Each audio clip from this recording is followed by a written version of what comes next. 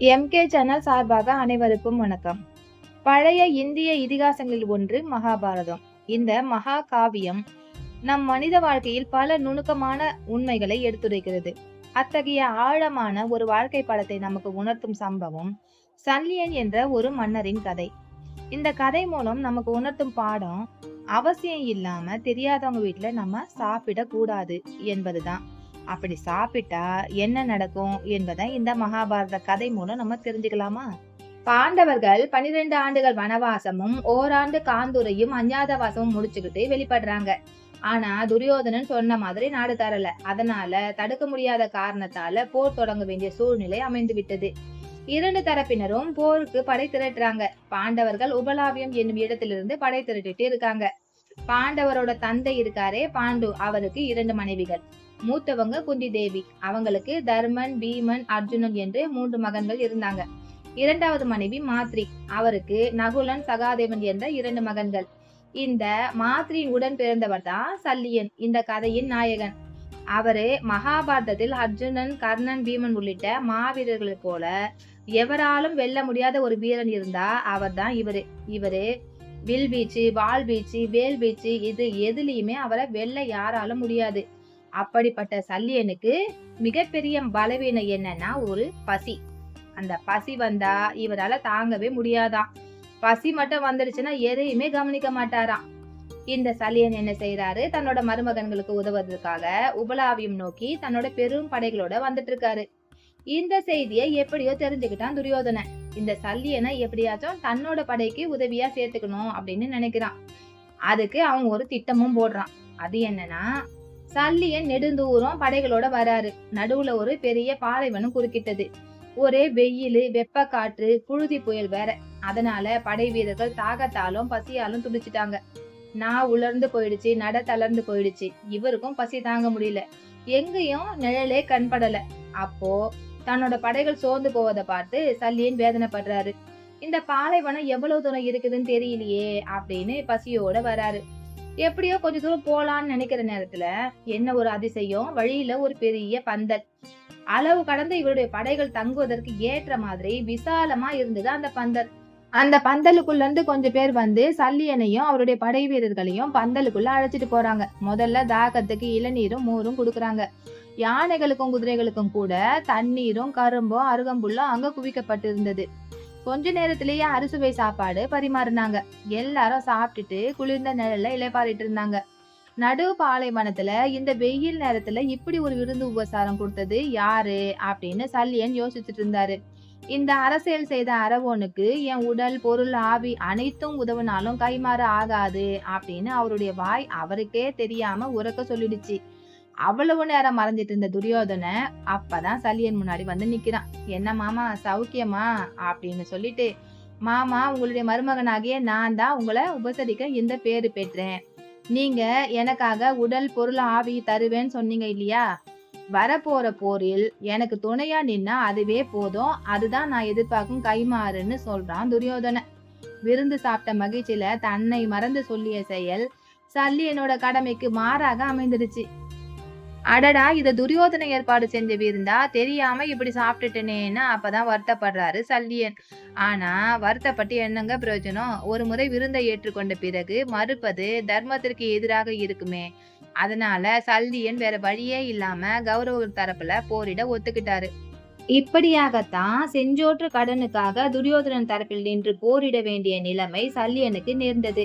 அதனாலதான் அவசியம் இல்லாம மத்தவங்க வீட்டில் சாப்பிடக்கூடாதுன்னு சொல்லி வச்சிருக்காங்க நம்ம பெரியவங்க. மகாபாரத போரில் துரியோதனனுக்காகவே தன்னுடைய உயிரையும் கொடுத்தாரு சல்லியன். இந்த வரலாறு ஒரே செய்யுளில் வில்லிபுத்தூரார் சுருக்கமாக காட்டியிருக்காரு. அது என்னன்னா, இடைப்படு நெறியில் வைகும் இவனது வரவு கேட்டு தொடைப்படு தும்பை மாலை சுயோதனன் சூழ்ச்சியாக மடைப்படு விதியில் செய்த விருந்தினால் மருண்டு அவர்க்கே படைப்படு சேனையோடும் படைத்துணை ஆயினானே என்பதுதான் அந்த பாடல். இந்த சல்லியன் பெற்ற அற்புதமான ஒரு வரம் பற்றியும் அவருக்கு ஏற்பட்ட பசியை பயன்படுத்தி மாயக்கண்ணனும் இவரிடம் இருந்து ஒரு வித்தையை கற்றாராம். அது என்னன்னு பார்க்கலாம். நான் இப்ப சொல்ற மகாபாரத கதைகள் எல்லாம் உங்கள நிறைய பேருக்கு தெரிஞ்சிருக்கும். தெரியாதவங்க கொஞ்சம் பேர் இருப்பீங்க. தெரியாதவங்க தெரிஞ்சுக்கங்க. தெரிஞ்சவங்க ஏதேனும் நிறை குறை இருந்தா கமெண்ட்ல சொல்லுங்க. மகாபாரத போர் தொடங்கின சமயம் பல நாட்கள் கடுமையா போர் நடைபெற்றது. ஒரு நாள் போர்க்களத்தில் மறுபடியும் சல்லியனுக்கு கடும் பசி ஏற்பட்டது. அந்த நேரம் பக்கத்துல இருந்து நெய் மனம் வீசும் சுவையான உணவோட வாசனை வந்தது. இவரு அந்த வாசனையை பின்தொடர்ந்து ஒரு சமையல் கூடத்துக்கு போறாரு. அங்க பலவிதமான உணவுகள் இருந்தது.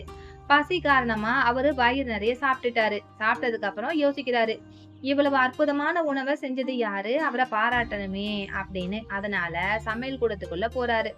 அங்க என்ன ஆச்சரியம்னு பார்த்தா, முண்டாசை கட்டிக்கிட்டு கரண்டியோட சமையல் செஞ்சுட்டு இருக்கிறது வேற யாரும் இல்லைங்க, மாய கண்ணன் தான். சல்லியன் மகிழ்ச்சியோட இப்படி சொல்றாரு, இவ்வளவு சுவையான உணவை நான் இது வரைக்கும் சாப்பிட்டதே இல்ல. உனக்கு நான் ஏதாச்சும் பரிசு கொடுக்கணும்னு நினைக்கிறேன். என்ன வேணுமோ கேளு அப்படின்னு. அதுக்காக தானே கிருஷ்ணர் காத்துட்டு இருந்தாரு. சிரிச்சுக்கிட்டே சொல்றாரு, நீ தேரை ஓட்டும் போது ஒரு சக்கரம் பள்ளத்துல இறங்கினாலும் அத ஒரே நொடியில மறுபடியும் மேல ஏற்றி தேரை ஓட்டுவையாமே, அந்த வித்தையை எனக்கு சொல்லி கொடு அப்படின்னு. சல்லியன் எந்த சந்தேகமும் இல்லாம அந்த ரகசியத்தை கிருஷ்ணருக்கு கத்து கொடுத்தாரு.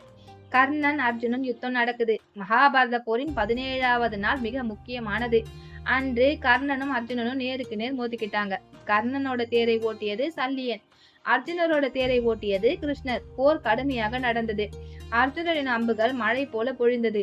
அந்த நேரத்துல கர்ணன் தனது சக்தி வாய்ந்த நாகாசுரத்தை அர்ஜுனனோட தலையை நோக்கி செலுத்துறான். சரியாக அந்த நேரம் தான் கிருஷ்ண பகவான் சல்லியனிடமிருந்து கற்ற அந்த வித்தைய பயன்படுத்துறாரு. ஒரு நொடியில தேரின் சக்கரத்தை பள்ளத்துல இறக்கி அர்ஜுனரோட தலைய கீழே குனிய செய்யறாரு. அந்த அம்பு அர்ஜுனோட தலைய தாக்கல. இதனாலதான் அர்ஜுனன் உயிர் பிழைச்சான். இந்த கதையின் வாழ்க்கை படம், அதாவது சல்லியரோட இந்த கதையின் வாழ்க்கை நமக்கு சொல்லும் பாடம் என்னன்னா, தேவையில்லாம மத்தவங்க வீட்டில் சாப்பிட கூடாது. சாப்பிட்டா அது ஒரு கடனாக மாறிடும்.